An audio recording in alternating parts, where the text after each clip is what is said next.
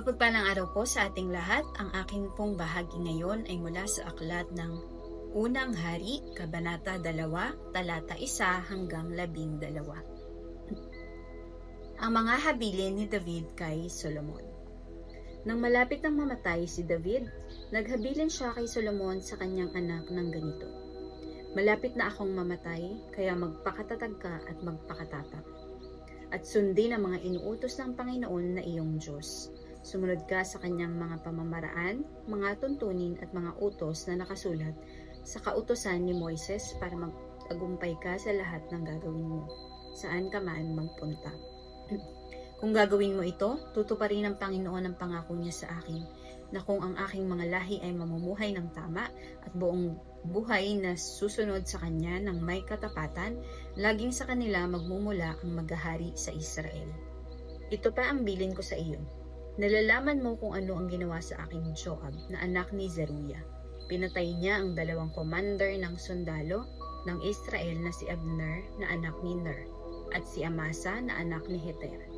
Pinatay niya sila na parang mga kaaway, pero ginawa niya iyon sa panahon na walang labanan. Siya ang may pananagutan sa pagkamatay nila, kaya gawin mo ang naiisip mong mabuting gawin sa kanya. Pero huwag mong hahayaan na payapa siyang mamatay sa katandaan. Ngunit maging mabuti ka sa mga anak ni Barzillai na taga-Gilead at pakainin silang kasama mo, dahil tinulungan nila akong tumakas sa kapatid mong si Absalom.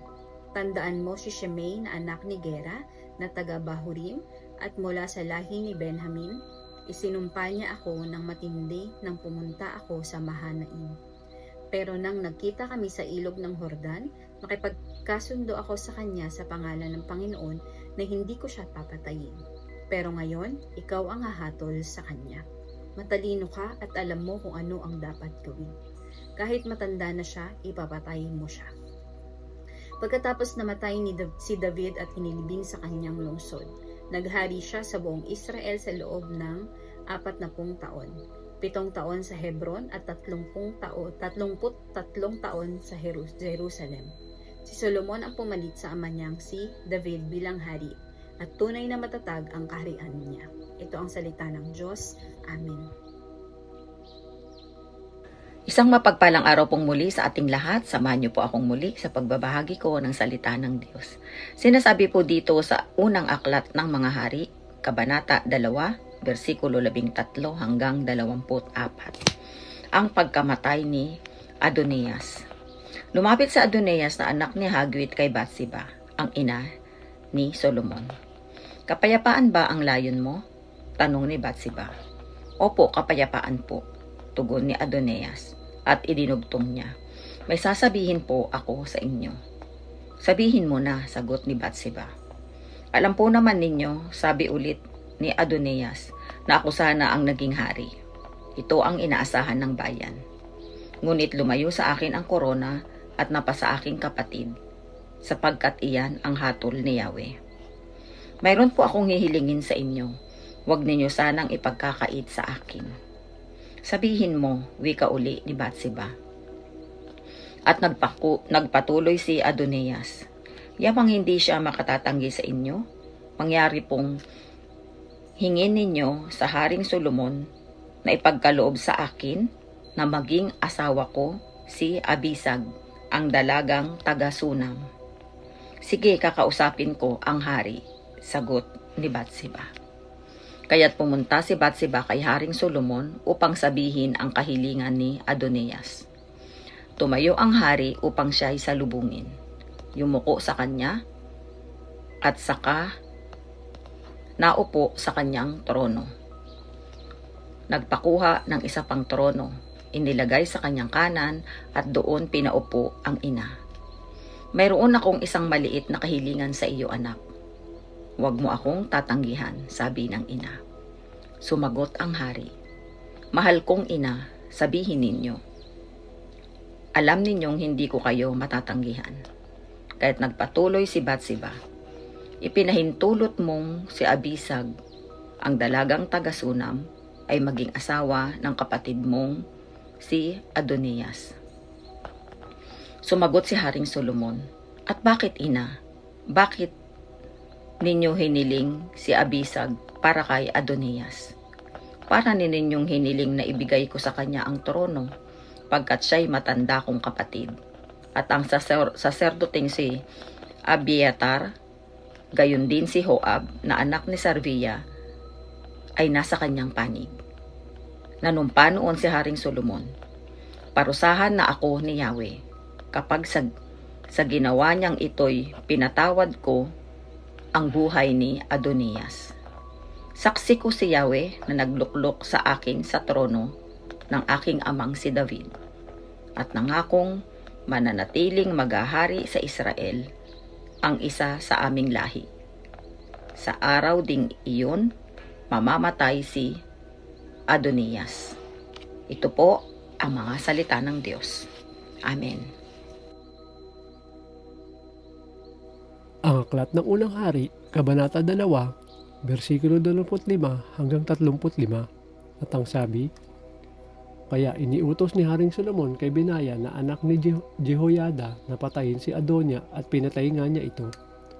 Pagkatapos, sinabi ni Haring Solomon kay Abiatar na pari, umuwi ka sa iyong bukirin at sa Anatot, dapat kang patayin pero hindi kita papatayin ngayon dahil katiwala ka ng kahon ng Panginoong Diyos. Noong kasama ka pa ng aking amang si David, at nakihati ka sa kanyang mga pagtitiis. Kaya tinanggal ni Solomon si Abiatar sa kanyang tungkulin bilang pari ng Panginoon, at natupad ang sinasabi ng Panginoon doon sa Shilo tungkol sa pamilya ni Eli. Namatay si Joab. Hindi tumulong si Joab kay Absalom na maging hari, pero tumulong siya kay Adonia. Kaya nang mabalitaan niya ang pagkamatay ni Adonia, tumakas siya papunta sa tolda ng Panginoon at tumawak sa parang mga sungay na bahagi ng altar. Nang mabalitaan ni Haring Solomon na tumakas si Joab papunta sa tolda ng Panginoon at lumapit sa altar, inutusan niya si Benaya na patayin si Joab. Kaya pumunta si Benaya sa tolda ng Panginoon at sinabihan si Joab, lumabas ka, sabi ng hari. Pero sumagot si Joab, hindi ako lalabas dito, ako mamamatay. Dito ako mamamatay. Bumalik si Benaya sa hari at sinabi ang sagot ni Joab. Sinabi ni Solomon kay Benaya, gawin mo ang sinabi niya. Doon siya patayin sa tolda at ilibing para ako at ang pamilya ng aking ama ay hindi managot sa pagpatay niya kay Abner na anak ni Ner, na commander ng mga sundalo ng Israel, at kay Amasa na commander ng mga sundalo ng Juda. Pinatay niya ang mga taong inosente nang hindi nalalaman ng aking ama. Mas matuwid at mabuti ang mga taong ito kaysa sa kanya. Ngayon, gagantihan siya ng Panginoon sa ginawa niya sa kanila. Siya at ang angkan niya ang mananagot magpakailanman sa pagkamatay ng mga taong ito. Pero si David at ang angkan niya at kaharian ay bibigyan ng mabuting kalagayan magpakailanman. Kaya pinuntahan ni Benaya si Joab at pinatay. Inilibing siya malapit sa bahay niya sa ilang. Pagkatapos, ipinalit ng hari si Benaya kay Joab bilang commander ng mga sundalo, at ang ipinalit niya kay Abiatar ay ang paring si Zadok. Ito ang salita ng Diyos. Amen. Our devotion for today is from the book of 1 Kings chapter 2 verse 36 to 46. At ang hari ay nagsugo at pinatawag si Semei at sinabi sa kanya, magtayo ka ng isang bahay sa Jerusalem at umahan ka roon at wag kang pumaroon saan man na mula roon. Sapagkat sa araw na ikaw ay lumabas at tumawid sa batis ng Cedron, talastasin mong mainam na ikaw ay walang pagsalang mamatay, ang iyong dugo ay sa iyong sariling ulo. At sinabi ni Semei sa hari, ang sabi ay mabuti kung paanong sinabi ng aking Panginoong hari, gayon gagawin ng iyong lingkod. At si Semei ay tumahan sa Jerusalem na malaon.